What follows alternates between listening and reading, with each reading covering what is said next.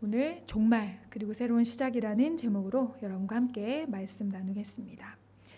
우리 중에서 혹시 인생의 끝, 마지막 때를 알고 살아가는 사람이 있을까요?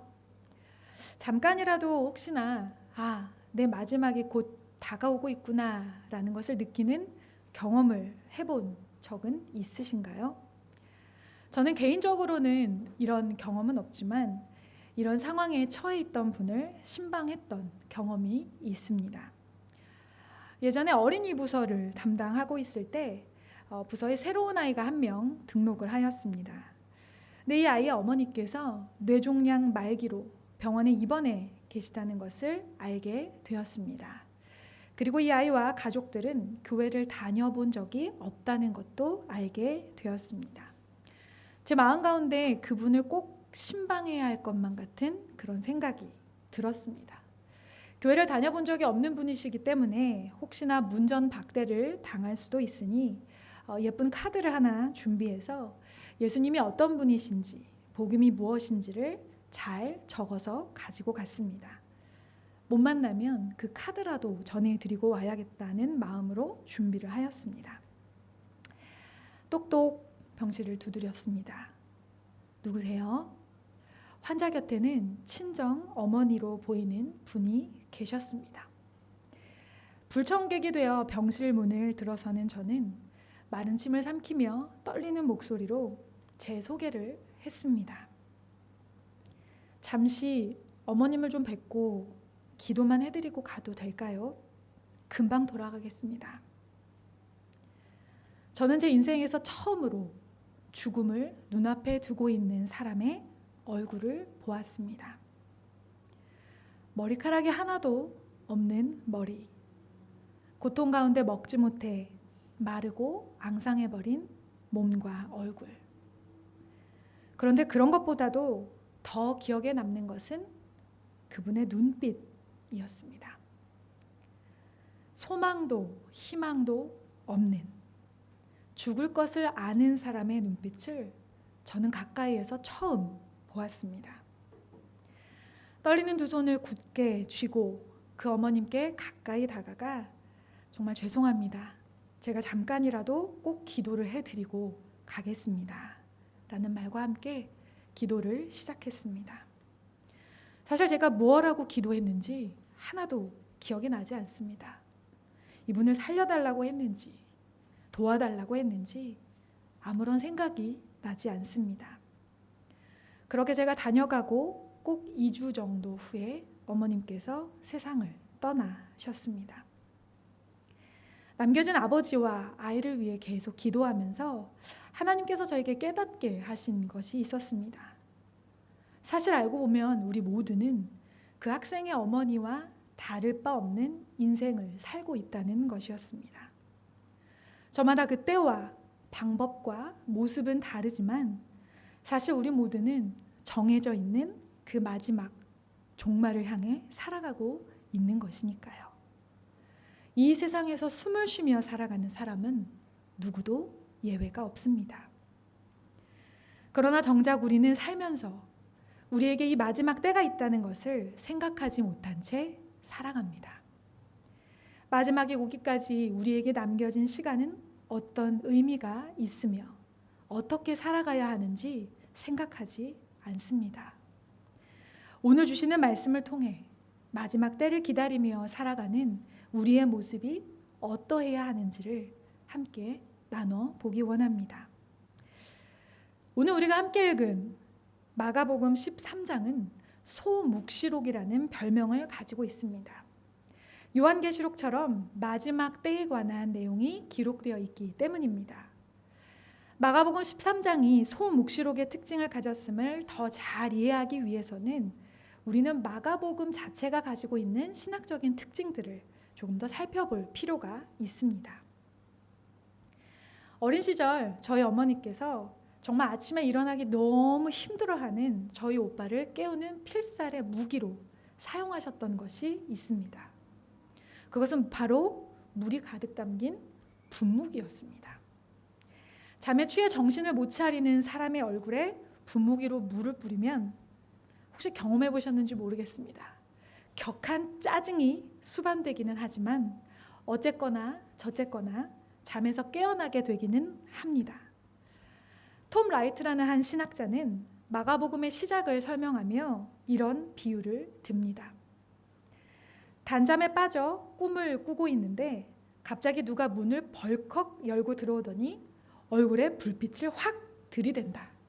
그리고 큰 소리로 외쳐 멍한 정신을 깨운다. 일어나! 어서 늦겠다! 그러더니 다짜고짜 얼굴에 찬물을 끼얹는다. 장난이 아니라는 뜻이다. 꿈은 그만 꾸고 이제 일어나서 인생의 가장 중요한 날을 맞이하라는 거다. 마가복음은 굉장히 긴박하고 급하게 쓰여진 책입니다.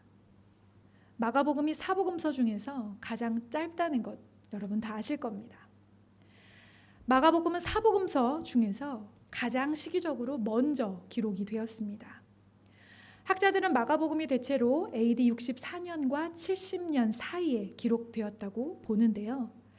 예수님께서 AD 31년 또는 32년경에 십자가에서 죽으심으로 공생애를 마치신 것을 생각해 보면 예수님에 대해 기록된 이 첫 번째 복음서가 꽤나 늦게 기록되었다는 것을 알 수 있습니다. 사실 제자들은 예수님의 죽음과 부활 이후에 곧바로 이러한 복음서를 기록할 필요가 없었습니다. 왜냐하면 대부분의 제자들은 예수님을 직접 만났고 생생하게 기억했을 것이기 때문입니다. 그러나 시간이 흐르면서 제자들이 하나 둘 순교하며 세상을 떠나고 예수님을 기억하는 사람들이 점차 줄어들며 예수님의 생애와 말씀을 기록해야 할 필요성을 느끼게 되었던 것입니다. 마가는 급하게 예수님의 어록이 기록된 문서와 자료들을 수집해서 마가복음을 기록하였습니다. 그렇게 쓰여진 마가복음이 유난히 급한 정서로 쓰인 것은 마가복음이 쓰여진 당시가 로마 황제 네로의 지배를 받던 시기였기 때문입니다. 그리스도인들을 향한 네로의 핍박과 환란이 정점을 향하며 유대인들에게는 마치 곧 종말이 임할 것 같은 절망적이고 긴박한 분위기의 시대였습니다. 마가는 한시라도 빨리 급하게 정말로 이 시대에 종말이 임하기 전에 예수님에 대한 기록을 남겨 전하려고 했던 것입니다. 예수님의 마지막 일주일 중에서도 오늘 본문의 이야기는 벌써 화요일을 배경으로 합니다. 그러나 여전히 제자들은 예수님의 가르치심을 전혀 이해하지 못한 듯 합니다. 13장 1절의 말씀을 함께 같이 읽겠습니다. 예수께서 성전에서 나가실 때에 제자 중 하나가 이르되 선생님이여 보소서 이 돌들이 어떠하며 이 건물들이 어떠하니까. 아멘. 이미 11장 말씀을 통해 예수님은 제자들에게 성전의 참된 의미를 가르쳐 주신 적이 있습니다. 그러나 제자들은 여전히 그 말씀을 이해하지 못하고 있습니다. 제자들이 어떤 생각으로 이런 질문을 하고 있는지는 새번역 성경을 읽으면 더 잘 이해할 수 있습니다. 새번역 성경으로 함께 다시 읽어보겠습니다. 예수께서 성전을 떠나가실 때에 제자들 가운데서 한 사람이 예수께 말하였다. 선생님, 보십시오. 얼마나 굉장한 돌입니까? 얼마나 굉장한 건물들입니까? 제자들은 웅장하고 화려하게 완공되어 가고 있는 예루살렘 성전을 보며 감탄하고 있었던 것입니다. 예루살렘 시대의 성전은 솔로몬 성전, 수룹바벨 성전에 이어 지어지는 세 번째 성전이었습니다. 지금 이 성전은 유대의 분봉왕 헤롯이 유대인들의 민심을 얻고 자신의 리더십을 곤고하게 하기 위해 무려 80여 년의 시간 동안 공을 들여 짓고 있는 성전입니다. 유대인들에게 가장 상징적인 장소인 성전이 이토록 웅장하게 화려하게 지어지고 있는 것을 보며 제자들이 이렇게 호들갑을 떨며 눈치 없이 예수님께 떠들어대는 것이 한편으로는 이해가 됩니다. 그런 제자들에게 예수님께서 말씀하십니다. 2절 말씀을 제가 읽어드리겠습니다. 예수께서 이르시되 네가 이 큰 건물들을 보느냐? 돌 하나도 돌 위에 남지 않고 다 무너뜨려지리라 하시니라. 그리고 제자들은 예수님께 다시 묻습니다. 우리에게 이르소서 어느 때에 이런 일이 있겠사오며 이 모든 일이 이루어지려 할 때에 무슨 징조가 있사오리이까? 제자들은 성전이 무너질 것이다, 곧 모든 것이 끝날 것이다 말씀하시는 예수님께 언제 그런 일이 일어나는지에 대해 여쭙고 있습니다. 그때를 알아야 준비할 수 있을 것이라 생각했던 것 같습니다. 제자들에게 이때가 왜 중요했는지는 마가복음 10장을 통해서 더 잘 알 수 있습니다. 마가복음 10장에는 야고보와 요한이 예수님이 영광 중에 앉으실 때 자신들에게 하나는 우편에 또 하나는 좌편에 자리를 달라고 하는 장면이 나옵니다. 제자들은 여전히 예수님을 정치적인 메시아로 기대하고 생각하고 있었던 것입니다. 이들이 생각하는 그 마지막 때는 예수님이 결국 정치적으로 높은 자리에 오르시는 때이며 본인들에게도 좋은 자리가 돌아오는 그런 때였던 것입니다. 그러니 궁금할 수밖에 없었던 것입니다. 예수님은 이들의 질문에 마지막 때의 징조들에 대해 알려주십니다. 거짓 선지자의 출현, 전쟁과 전쟁의 소식, 민족과 나라 간의 다툼, 이웃과 가정 안에서의 다툼과 범죄, 그리고 예수를 따르는 제자들에게 찾아오는 핍박과 환난들, 그리고 예수님께서 이렇게 예고하셨던 말세의 징조들은 역사 속에서 실제로 모두 다 이루어지는 일들이 됩니다. 네로 황제가 스스로 목숨을 끊고 뒤를 이어 가장 강력한 지지를 받은 베스파시아누스 황제가 로마의 황제 자리에 오르게 됩니다. 그리고 로마의 입장에서 가장 진압하기 어려웠던 유대인들을 진압하고 가장 함락시키기 어려웠던 예루살렘 성을 함락시키며 예루살렘 성전을 불태워 파괴해 버립니다. 이 유대 전쟁으로 인해 100만 명 이상의 유대인이 학살당하였으며 11만 명 이상의 유대인들이 먹을 것을 구하지 못해 성 안에서 굶어 죽는 끔찍한 일이 일어났습니다. 이 일은 유대의 역사상 가장 끔찍하고 또한 비참한 사건이 아닐 수 없었습니다. 30절 말씀입니다. 내가 진실로 너희에게 말하노니 이 세대가 지나가기 전에 이 일이 다 일어나리라. 예수님의 예언대로 그 세대가 지나가기 전에 이 일이 정말로 일어났던 것입니다. 성경은 이렇게 가장 먼저는 당시의 역사적인 상황 속에서 해석해야 합니다. 그러나 또한 하나님의 말씀은 그렇게 역사적 해석만으로는 끝나서는 안 됩니다. 예수님께서 계속하여 말씀하십니다. 31절입니다. 천지는 없어지겠으나 내 말은 없어지지 아니하리라. 아멘. 무슨 말씀입니까? 역사 속에서 이 일이 이미 이루어졌을지라도 예수님의 말씀은 여전히 모든 시대를 초월하여 유효하다는 말씀입니다.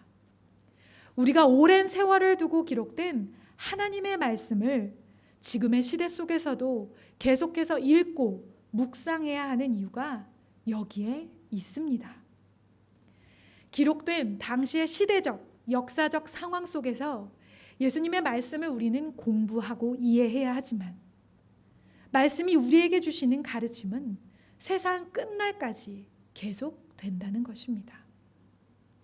우리는 오늘 마가복음 13장의 말씀을 유대의 역사 속에서 끝나버린 끔찍한 사건으로 기억하고 넘어갈 것이 아니라 지금 여기 우리의 삶의 자리 한가운데에서 다시 해석하고 묵상하고 적용해야 하는 것입니다. 예수님께서 한 번 더 분명한 가르침을 우리에게 주십니다. 32절입니다. 그러나 그 날과 그때는 아무도 모르나니 하늘에 있는 천사들도 아들도 모르고 아버지만 아시느니라. 예루살렘이 멸망하는 그때는 아버지만 아십니다. 마지막을 기다렸던 제자들, 그리고 마지막을 기다리는 우리에게 그 때가 언제인지에 관해 더 이상 알고자 하지 말라 말씀하시는 것입니다. 사실 우리가 한 번만 더 잘 생각해 보면 종말의 징조라고 하는 일들, 거짓 선지자가 출현하고 전쟁이 일어나며 지진과 기근이 일어나는 재난의 일들은 시대와 상관없이 인류의 역사 속에서 끊임없이 일어나는 일들이었습니다. 그리고 그때마다 모두가 종말이 오는 것이냐며 소란을 떨었습니다. 그 말은 곧 이 일들이 어제와 오늘만의 일이 아니라는 것입니다.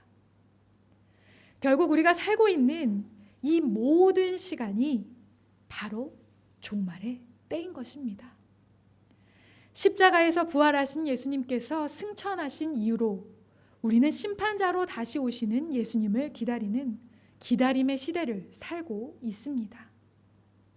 예수님이 다시 오시는 그 정한 날과 때는 우리가 알 수 없지만 알 수 없기에 매일이 그 기다림을 이루는 삶, 즉 종말을 살아가는 삶이 되어야 하는 것입니다. 종말의 때를 우리는 어떻게 살아가야 하는 걸까요? 매일 예수님의 오심을 기다리며 산다는 것은 어떻게 살아가는 것일까요? 이 질문에 대한 대답을 찾기 위해 우리는 우리가 가지고 있는 종말에 관한 생각을 다시 한번 재점검할 필요가 있습니다. 우리는 종말하면 끝이라는 이미지를 떠올립니다. 모든 것이 다 끝나버리는 것이죠. 제자들이 이때에 집착했던 것도 지금의 이 환난과 어려움이 빨리 끝나기를 바라는 간절한 마음 때문이었을 것입니다. 우리가 종말이 언제인지를 알고 싶고 또 막연히 두려워하는 이유도 마찬가지입니다. 그러나 사실 종말이라는 말에는 우리가 놓치고 있는 아주 중요한 의미가 담겨져 있습니다. 종말은 바로 새로운 시작이라는 것입니다. 마가복음 1장 1절의 말씀을 함께 읽도록 하겠습니다. 네, 제가 읽어드리도록 하겠습니다. 하나님의 아들 예수 그리스도의 복음의 시작이라. 아멘. 마가는 모든 것이 끝나버릴 것 같은 긴박하고 불안한 시대적 상황 속에서 시작의 이야기를 기록하고 있습니다. 그것은 바로 복음의 시작이었습니다. 여러분은 복음을 무엇이라고 생각하십니까? 복음은 하나님께서 예수 그리스도를 통해 인간을 구원하신다는 기쁨의 복된 소식을 가리킵니다. 그리스도께서 십자가에 달려 돌아가심으로 죄인이 구원을 얻게 되었으며 그리스도가 부활하심으로 우리가 영생을 누리게 되었다는 소식입니다. 여러분이 이 복음을 믿으십니까? 믿으십니까? 아멘. 그리고 또한 이 복음은 끝과 시작의 이야기이기도 합니다. 서신서의 말씀들, 관련된 서신서의 말씀들을 함께 좀 읽어 보겠습니다. 먼저는 에베소서 4장 22절, 23절, 24절의 말씀입니다. 같이 읽겠습니다. 시작. 너희는 욕의 욕심을 따라 썩어져가는 구습을 따르는 옛사람을 벗어버리고 오직 너희의 심령이 새롭게 되어 하나님을 따라 의와 진리의 거룩함으로 지으심을 받은 새 사람을 입으라. 아멘. 고린도전서 15장 31절의 말씀입니다. 같이 읽겠습니다. 형제들아, 내가 그리스도 예수 우리 주 안에서 가진 바 너희에 대한 나의 자랑을 두고 단언하노니 나는 날마다 죽노라. 아멘. 고린도후서 5장 17절 말씀입니다. 같이 읽겠습니다. 그런즉 누구든지 그리스도 안에 있으면 새로운 피조물이라. 이전 것은 지나갔으니 보라 새 것이 되었도다. 아멘. 예수님이 오심으로 문자적으로만 해석되는 율법 시대가 끝나고 은혜의 시대가 시작되었습니다. 예수님이 오심으로 형식만 남아있던 유대 종교가 끝이 나고 생명력 있는 기독교가 시작되었습니다. 예수님께서 십자가에서 자신의 삶을 끝내심으로 죽을 수밖에 없는 우리가 새로운 삶을 살게 되었습니다.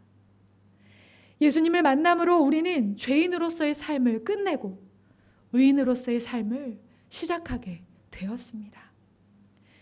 예수님으로 인해 우리는 소망 없던 삶을 끝내고 소명을 따르는 삶을 시작하게 되었습니다. 예수님으로 인해 이 세상에 홀로 남겨진 것과 같은 외로운 인생이 끝나고 하나님과 동행하는 삶을 시작하였습니다. 예수님을 만나 내 자아로 지배받던 인생을 끝내고 하나님이 다스리시는 삶을 살기 시작하였습니다. 예수님께서 십자가에서 모든 죄와 사망의 권세를 끝내셨을 때 부활의 능력이 일어나고 우리 모두가 죽음에서 부활로 동참하는 새로운 삶을 시작하게 됐던 것입니다. 하나가 끝이 나면 새로운 것이 시작되는 것. 이전 것은 지나가고 보라 새 것이 되는 것이 바로 복음입니다. 즉 복음의 관점으로 우리가 종말을 다시 해석한다면 종말은 끝이 아니라 새로운 시작이라는 것입니다. 그러므로 종말의 때를 사는 우리는 복음의 능력을 믿고 붙들어야 합니다. 심판자로 오시는 예수님을 두려워하며 내가 쥐고 누리는 모든 것이 끝나버릴까 염려해야 하는 것이 아니라 종말 이후에 우리에게 임할 새로운 하나님의 나라의 시작을 기대해야 합니다. 뿐만 아니라 또한 지금 여기 내 삶의 자리 한가운데에서 나를 지배하려는 옛 사람을 죽이고 옛 사람의 습성을 끝내고 매일매일 예수 그리스도의 복음으로 말미암아 새롭게 변화된 삶을 살아가야 하는 것입니다. 마지막으로 예수님은 조금 더 구체적으로 우리에게 종말의 때를 어떻게 살아가야 하는지를 알려주십니다. 34절의 말씀을 읽어드리겠습니다. 가령 사람이 집을 떠나 타국으로 갈 때에 그 종들에게 권한을 주어 각각 사물을 맡기며 문지기에게 깨어있으라 명함과 같으니. 아멘. 한국에서 아파트 단지에 살 때 일이었습니다. 아파트에는 동마다 경비 아저씨가 계십니다. 늘 수고하시는 아저씨들께 지나가며 인사도 드리고 종종 마실 것도 드리며 감사를 표시하게 됩니다.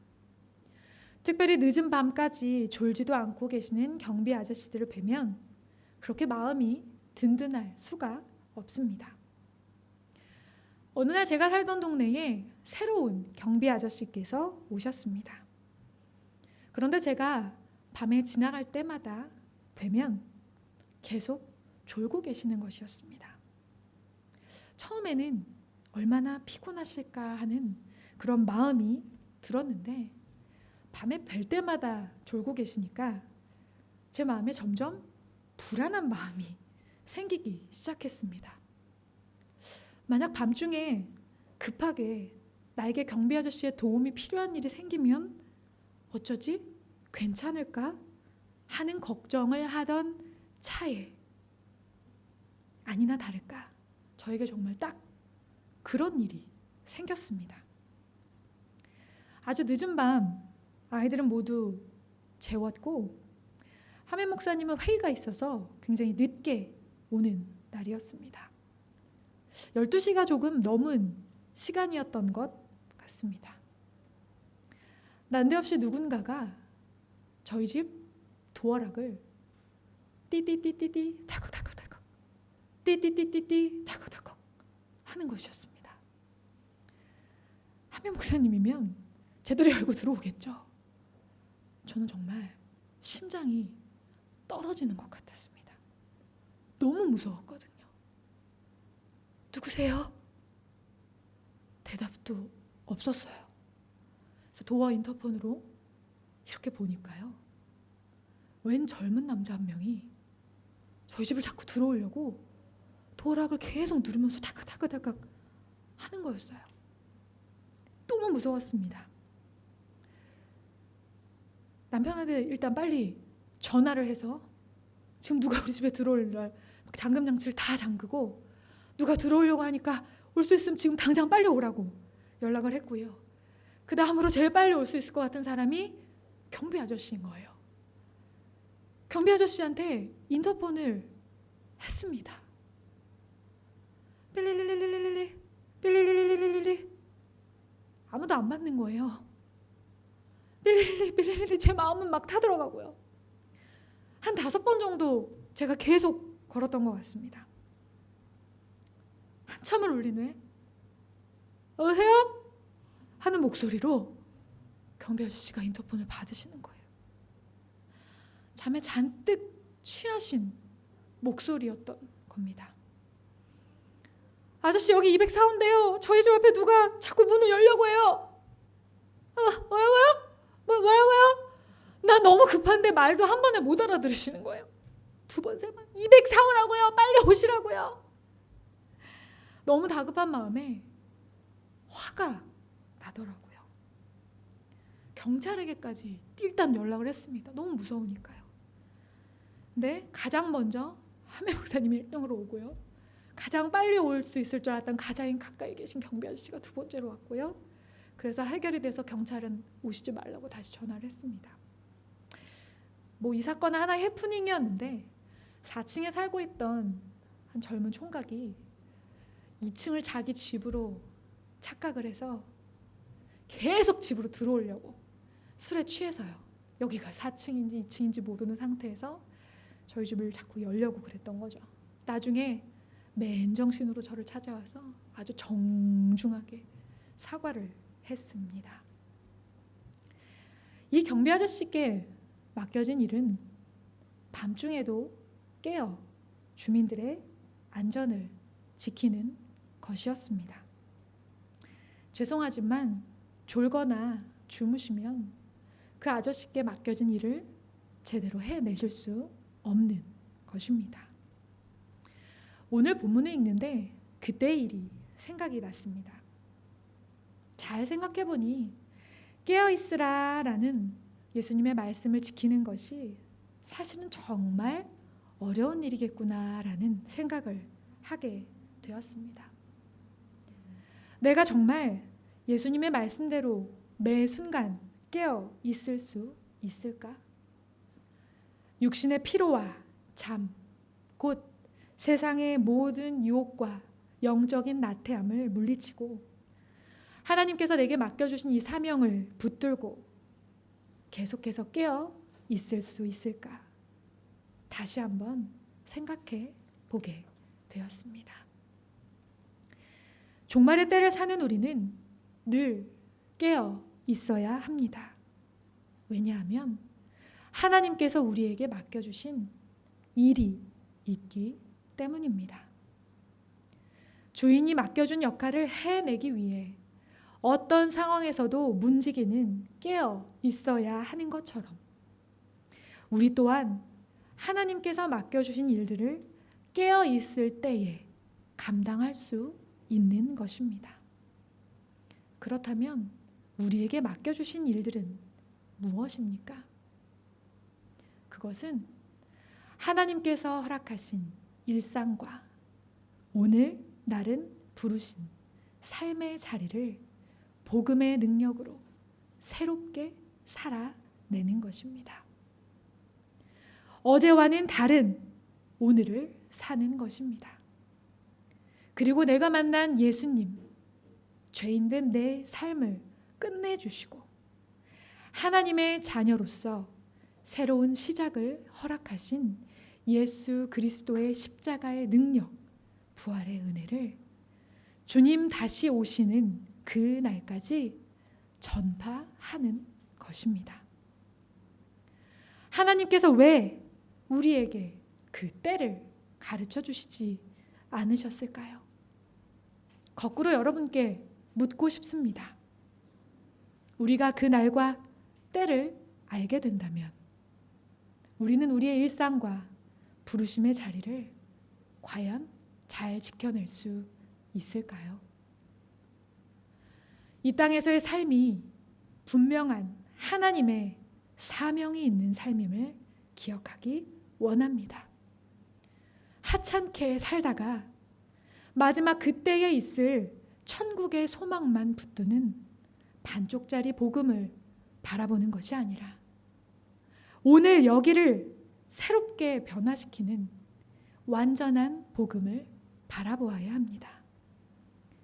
그리고 그 복음의 능력으로 내가 만나는 사람들에게 새로운 삶을 선물해 줄 수 있어야 합니다. 또한 종말을 새로운 시작으로 해석하며 살아가는 우리의 모임, 우리의 공동체, 우리의 교회가 죽음에서 생명으로, 절망에서 희망으로 새 삶을 바라는 세상의 많은 영혼들에게 그 복음의 능력을 보여주는 공동체가 되어야 합니다. 오늘 주신 말씀을 붙들며 깨어 이 마지막 때를, 이 종말의 때를 살아갈 수 있는 저와 여러분이 되기를 주님의 이름으로 축복합니다. 함께 기도하겠습니다.